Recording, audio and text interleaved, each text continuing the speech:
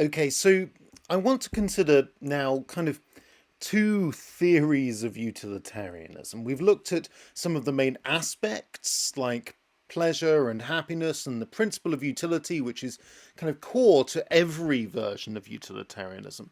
I now want to look at two different theories of utilitarianism. These are act utilitarianism and rule utilitarianism.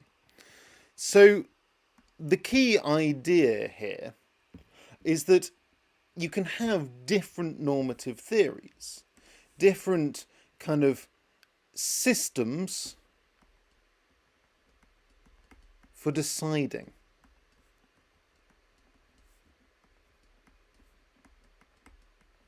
And these are systems for deciding specifically about morality. Now, let's just get on with some definitions here, because I think it's going to be useful for us to kind of unpack everything. Both forms of utilitarianism are legitimately forms of utilitarianism because they draw from the principle of utility.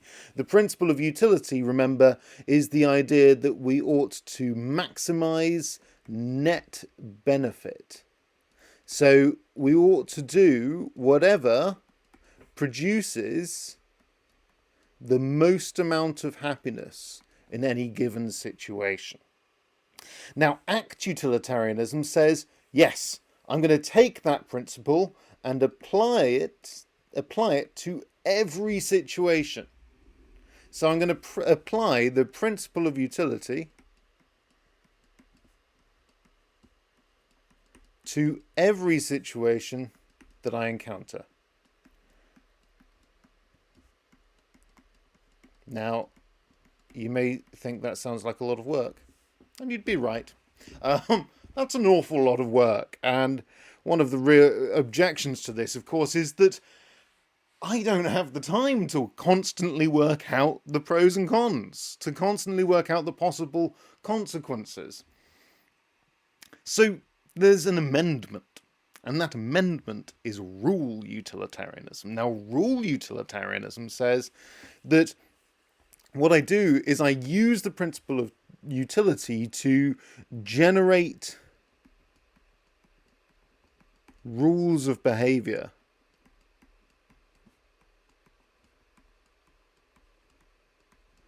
which I then follow.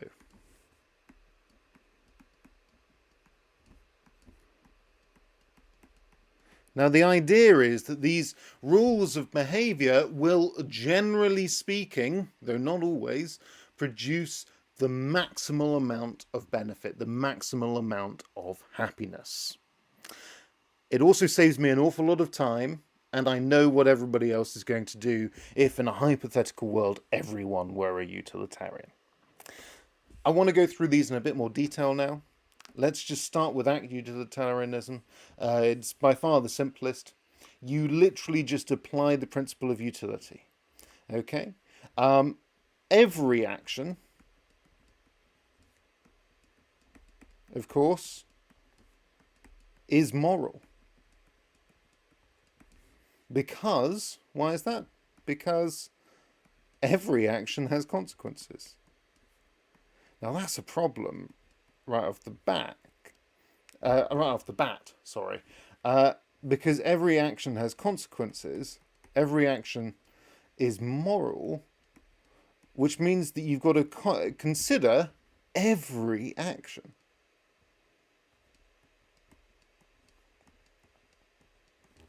So you need to apply utility to every action.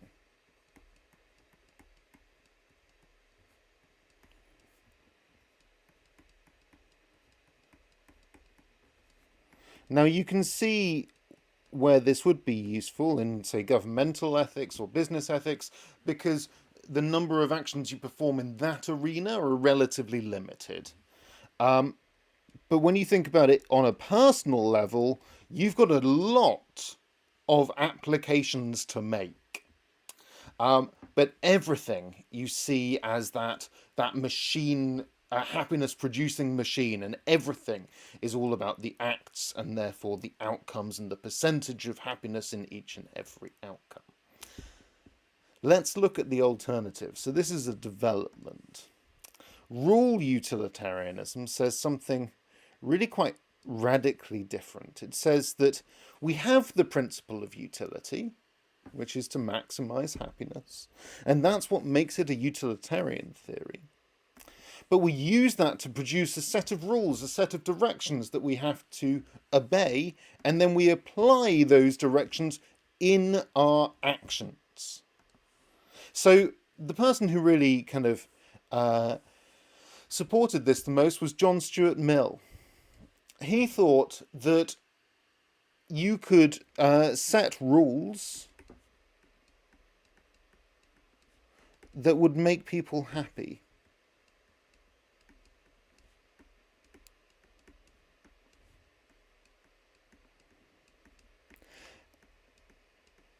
I want to give you an example of one of those rules.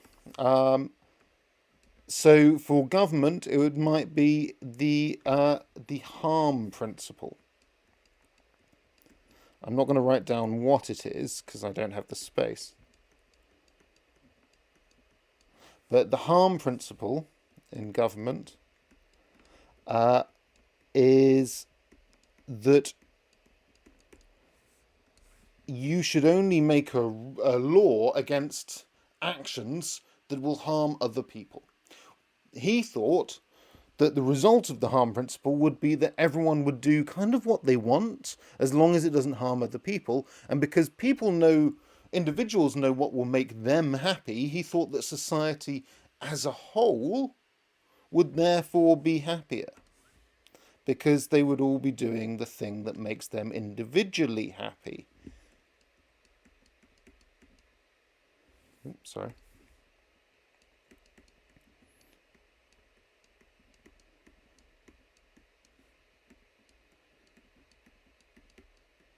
Now, there are pretty good reasons to be a ruled utilitarian. As we move on to the objections in coming tutorials, you'll notice most of those objections are about act utilitarianism. It leads to really negative consequences. So, setting up a set of rules like you have to respect people's integrity, you have to respect this sense of justice and fairness and these sorts of things, which, as you can imagine, as a utilitarian, you wouldn't always do. An act utilitarian. Well, a ruled utilitarian, you could always do that. The big problem with this, though, is from David Lyons. Now, David Lyons offers an objection to rule utilitarianism. He says, yes, there are going to be circumstances where the rule, this bit, won't agree with this bit. Like the rule might be, I don't know, don't lie. But you're faced with a situation where if you do tell the truth, you're going to hurt a friend of yours. And that would lower utility. That would be bad. So do you obey the rule or utility? So in some situations, you've got to choose between utility